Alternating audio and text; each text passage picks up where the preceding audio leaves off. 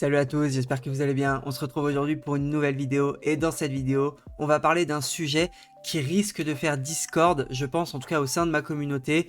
On va parler aujourd'hui du problème de l'investissement récent et de toute façon vous avez commencé à le voir dans mes vidéos récemment, j'essaye de vous orienter un petit peu plus, de plus en plus vers du vintage ou du semi-vintage et du coup je vais utiliser cette vidéo pour vous donner mon point sur l'investissement récent, pardon, et je vais essayer d'étayer un petit peu mes propos pour que vous compreniez réellement ma position sans que je la donne, on va dire, à demi-mot et que du coup vous fassiez votre propre interprétation de ce que je pense de l'investissement dans le récent. Et donc, écoutez, je vous propose de vous installer confortablement. Ça va être une petite vidéo un peu podcast, vous pouvez vous la mettre en fond. Vous voyez, moi j'ai même mon petit thé avec moi juste ici. Donc ça va être une petite vidéo tranquille, va rien avoir affiché à l'écran, donc vraiment vous pouvez mettre les écouteurs et faire autre chose de votre temps. Ça va durer un petit quart d'heure je pense, donc voilà, un petit quart d'heure ensemble. J'espère que la discussion va vous intéresser et puis je vous dis bonne écoute, c'est parti. Bon, comme je vous l'ai dit, on va parler d'un sujet un petit peu clivant, notamment chez les investisseurs. On va parler de l'investissement dans le scellé récent. Depuis quelques années, il y a un discours qui est quand même assez simple et je dirais même simpliste dans l'investissement, c'est tu achètes du scellé, tu le stockes quelques années et puis tu le revends. Voilà. Le discours, il n'est pas plus compliqué que ça. Tu le stockes 3-4 ans, les prix vont monter et tu le revendras. Alors, historiquement, empiriquement, ça s'est toujours vérifié. Aujourd'hui, tout ce qui existe dans le scellé de Pokémon coûte plus cher qu'à sa sortie. On prend j'allais dire des exceptions, mais ok, en dehors du bloc écarlate et violet, tout ce qui est sorti sur Pokémon coûte plus cher aujourd'hui qu'à sa date de sortie. Que ce soit ce qui est sorti en 2022, 2021, 2020, et voilà, on peut remonter. Donc voilà, empiriquement, on ne peut pas nier le fait que tout ce qui est sorti aujourd'hui sur Pokémon coûte plus cher qu'à l'époque de sa sortie. Voilà, je me répète, mais au moins on est clair sur les mots. Bon, sur le papier, ça paraît logique. Le problème, c'est que on n'est plus le même nombre de personnes à réfléchir comme ça. Et on n'est plus le même nombre de personnes, et en plus de ça, il n'y a plus le même nombre d'impressions qu'à une certaine époque. Il y a ces deux axes-là. Il y a les communautés et il y a les fournisseurs. En grosso modo, les usines, les imprimeurs, enfin voilà. Donc Asmodée en gros en France, enfin pour le marché occidental. Mais ça, on va y revenir 2-3 minutes plus tard. Là, on va finir sur cette logique-là d'achat, investissement, stockage, revente. Aujourd'hui, tout le monde fait ça. Tout le monde va acheter l'ETB ME01, tout le monde va acheter l'ETB ME02, tout le monde va acheter de la display, de la demi-display. Bon, de la display, ça coûte quand même 220 € aujourd'hui, donc c'est peut-être plus si ouvert que ça pour beaucoup de gens, mais en tout cas, l'ETB, c'est un item qui a un prix d'entrée qui est assez convenable pour la plupart des collectionneurs investisseurs en réalité. Tout le monde investit dans la même chose, d'accord L'investissement aujourd'hui, c'est quelque chose de très consensuel dans Pokémon. C'est-à-dire que tout le monde est d'accord pour dire que Pokémon est un investissement. Il y en a qui vont faire j'allais dire les fines bouches, c'est pas le mot, je trouve pas mon mot, mais il y en a qui vont faire les puritains. Non, Pokémon, c'est la passion, c'est pas l'investissement. En fait, la vérité, c'est quoi? C'est que moi, Pokémon, j'utilise comme investissement pour m'acheter des cartes que j'aurais pas pu m'acheter plus tôt. Quand j'ai commencé à m'acheter mes Appels des légendes, mes SL, en fait, c'est grâce à mon investissement dans le scellé Pokémon que j'ai pu revendre et acheter mes SL. Donc en fait, l'investissement Pokémon, il faut bien comprendre que ça sert avant tout pour la plupart des gens qui sont dans Pokémon à financer leur collection. Une fois qu'on a dit ça, aujourd'hui tout le monde va chercher à financer sa collection de la même manière en achetant du récent en scellé. Et donc c'est là où est le problème, c'est que tout le monde investit sur la même chose. Et là où on aurait pu avoir un avantage comparatif sur noir et blanc, peut-être même sur XY, où on s'est dit, allez, on va stocker tous les boosters. Vous savez, quand les boosters HS, ils se vendaient à 1 € en magasin, enfin, ils se vendaient pas d'ailleurs en magasin. Bah là, les mecs qui les ont achetés en se disant, putain, ceux-là, je suis sûr que ça revaudra bien plus cher dans quelques années. Ces personnes-là, c'est des personnes qui faisaient des investissements qui n'étaient pas consensuels à l'époque. C'était des investissements qui étaient vraiment en dehors de toute logique de marché. Parce que ça ne parlait pas aux gens dans Pokémon. Aujourd'hui, c'est plus du tout le cas. Aujourd'hui, comme je le dis, c'est quelque chose de très consensuel, de très accepté par la communauté, et tout le monde sait dans quelle direction il faut aller. Si tu vas sur YouTube, si tu vas sur Insta, si tu vas sur plein de Discord différents, on te dira toujours la même chose, toujours les mêmes conseils. Et moi, moi le premier, hein, j'ai beaucoup donné ces conseils-là aussi. ETB, display, coffret, blister. Si tu peux des blisters plastiques, c'est mieux que des blisters carton. Et tu gardes ça dans un placard pendant 3, 4, 5, 8 ans. Résultat, tout le monde achète en même temps, tout le monde stocke le même nombre de temps et tout le monde revend ou essaye de revendre en même temps. Et quand on parle d'investissement, quand tout le monde veut revendre plus ou moins en même temps, on sait ce qui se passe, le prix chute énormément. Maintenant, on est dans Pokémon. Est-ce que le prix va chuter énormément? C'est pas sûr, mais par contre, le prix peut stagner pendant des années, des mois, voire des années, comme je l'ai dit. Imaginez que vous ayez stocké, je vous dis une connerie, mais une display, allez, on va prendre le cas de SL de base ou de ombre ardente ou ce genre de display. Peut-être ombre ardente parce qu'il y a un reprint d'ailleurs de ombre ardente. Imaginez que vous en ayez stocké. Et bien en fait, s'il y a 2 ou 3 displays qui sont disponibles tous les mois sur des sites aux enchères ou des trucs comme ça, et qu'on voit qu'il y a de la quantité à chaque fois, 2 ou 3 displays tous les mois, en fait le prix il va pas augmenter. Le prix il augmentera quand il y a une invisibilité de cet item là, et qu'une fois tous les X temps, il va repop. Là, aujourd'hui, il n'y a pas de signes avant-coureurs qui nous font dire que tel ou tel item va devenir extrêmement rare dans les mois à suivre. On peut trouver comme contre-exemple sur épée et bouclier, par exemple, les displays Clash des Rebelles, la display, putain, je me souviens plus comment elle s'appelle, avec le Dracofeu dessus, là. J'ai plus le nom de la série. Ah merde, je l'ai plus, mais bref, la display, la série qui est après Clash des Rebelles. Donc, il y a ce genre de contre-exemple qui existe, mais c'est très rare et c'est sourcé. On sait qu'il y a certaines séries qui ont été très très peu print, notamment pour le français. Là, il n'y a pas de ce genre de choses qui existent sur le bloc écarlate et violet, ni sur le début du bloc méga. Bon, et deuxièmement, on va parler de ce que je vous disais quelques minutes plus tôt. On va parler du nombre de personnes qui investissent, qui achètent, et du nombre d'items qui sont produits. Il y a une phrase que j'aime bien, c'est « Les performances du passé ne présument en rien les performances futures ». Je trouve que c'est l'adage le plus véridique quand on parle d'investissement. Et dans Pokémon, je pense qu'il ne faut pas nier le fait que aujourd'hui, on n'est plus du tout dans le même marché qu'à l'époque. Déjà, à l'époque, c'était pas un marché. Et c'est ça qui faisait que les sommes dans Pokémon étaient totalement hallucinantes. Là où on pouvait faire des x10, des x15 en quelques mois, quelques années, j'abuse, quelques années.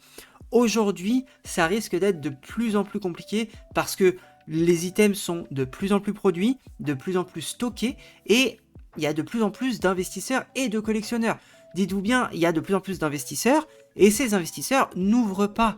Déjà, les collectionneurs ouvrent de moins en moins parce que ça coûte un bras. Hein. Le nombre de collectionneurs qui n'ouvrent pas d'ETB aujourd'hui par rapport aux premières ETB du bloc épée et bouclier, mais je peux vous dire qu'il y en a énormément qui ont arrêté d'ouvrir.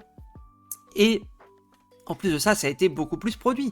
C'est simple. On voit, là par exemple, les ETB Flamme Fantasmagorique, ouais, c'est dur hein, la fin d'année.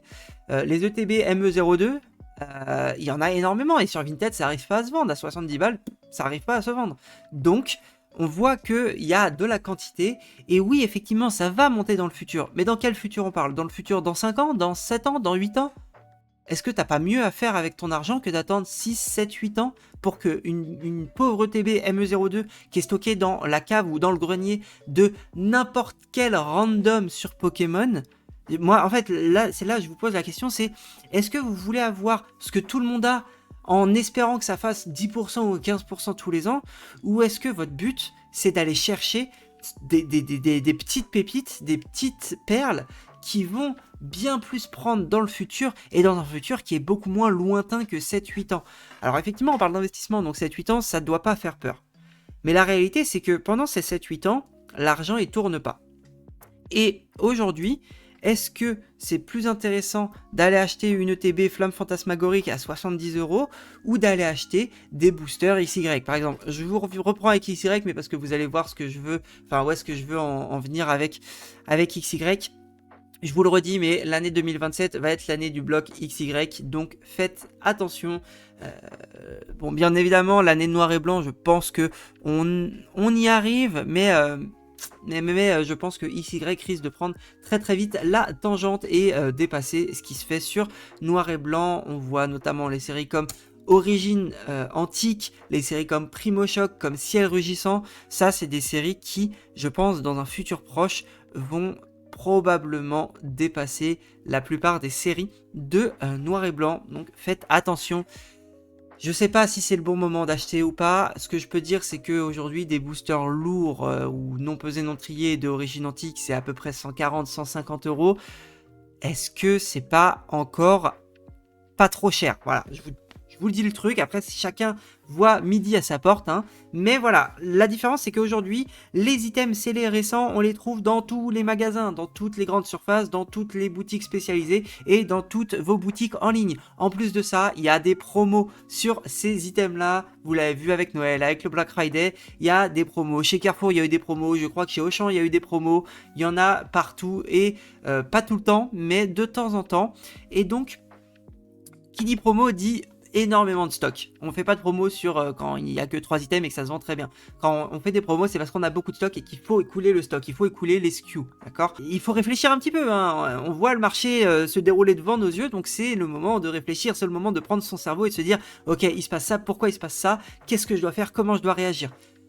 Chacun pense comme il veut, chacun fait les choix qu'il veut. Moi, je vous donne juste mon avis et mes impressions par rapport à ce que je vois sur le marché. Les produits que vous achetez aujourd'hui, qui sont sortis l'année dernière ou cette année, c'est des produits qui ne sont absolument pas introuvables, c'est des produits qui ne sont absolument pas rares, mais par contre, ce sont des produits qui sont stockés dans d'énormes quantités chez des milliers d'individus, chez des milliers de personnes. Il faut vraiment vous rendre compte de la quantité d'objets qui sont stockés. Et en réalité, vous les investisseurs, et enfin nous les investisseurs, on possède bien plus d'items que ce que les collectionneurs ont réellement besoin.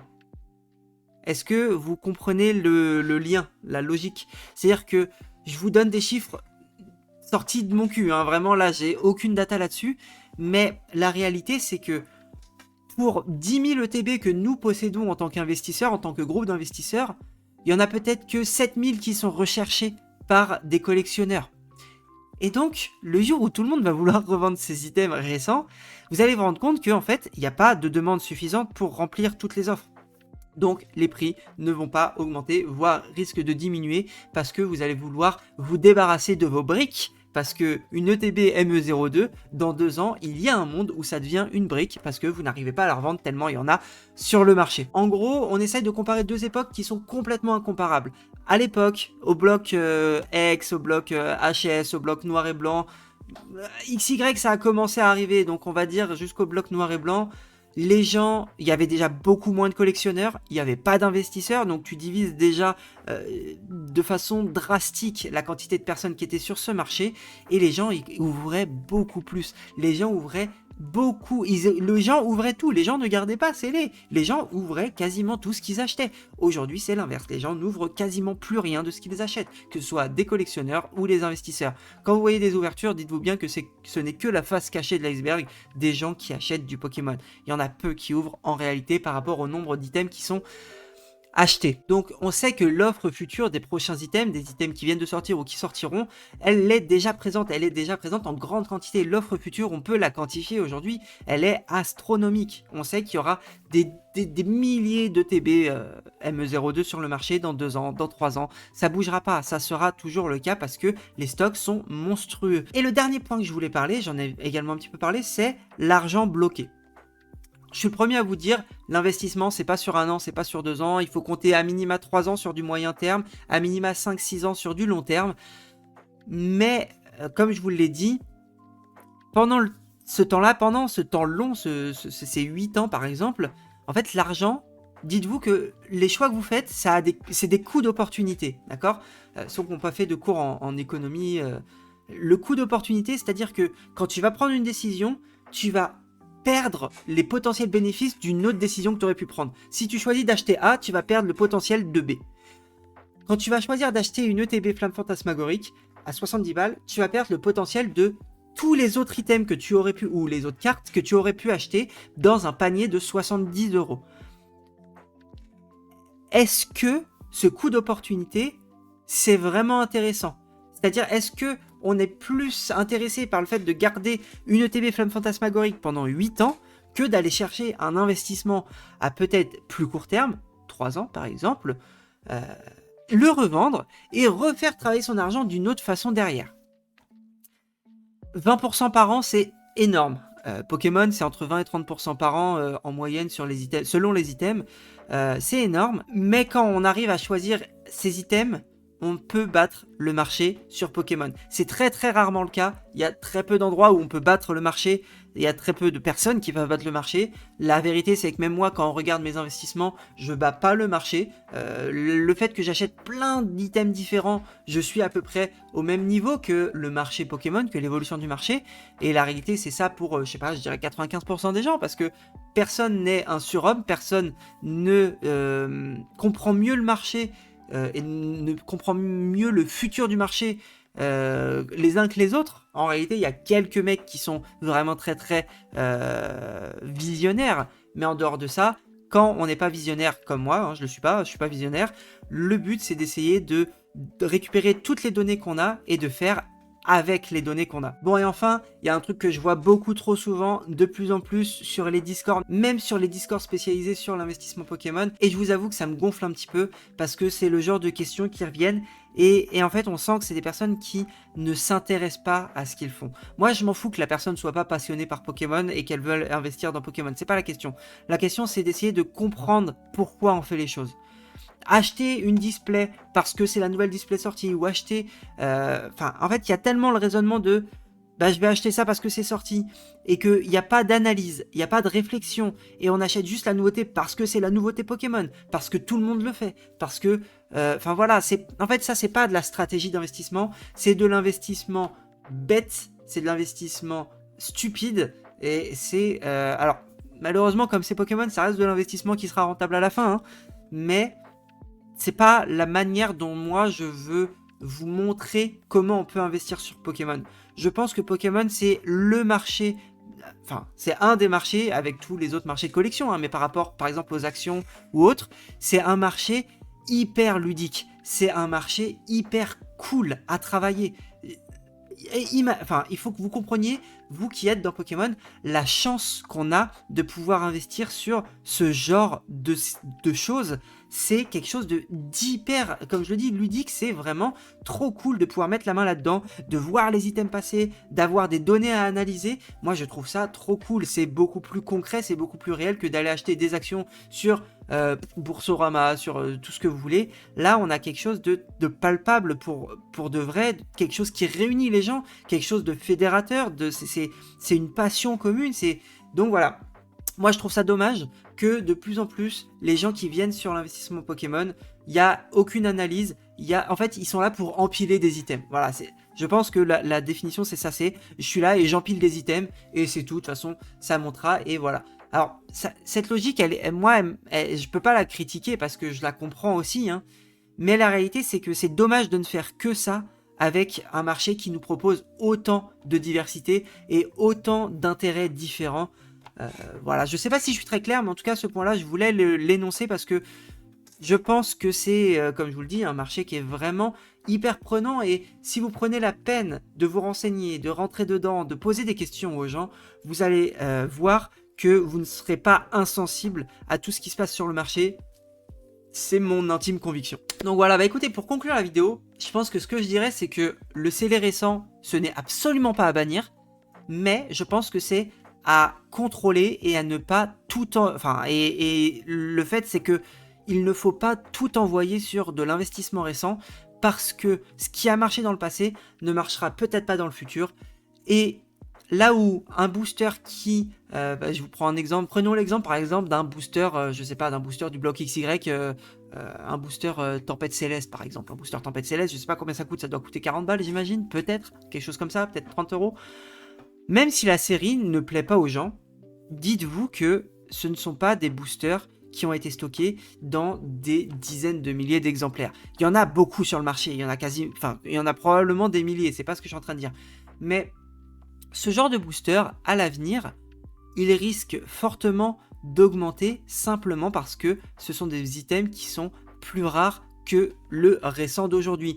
Et le récent d'aujourd'hui, quand il aura 10 ans, quand il sera plus rare, il y en aura quand même 10 fois, 20 fois plus sur le marché que ce qui est rare aujourd'hui, ce qui est semi-vintage aujourd'hui, comme noir et blanc, comme XY. Simplement parce que à l'époque, les boosters étaient moins stockés et ils étaient déjà moins produits, produits en moins grande quantité.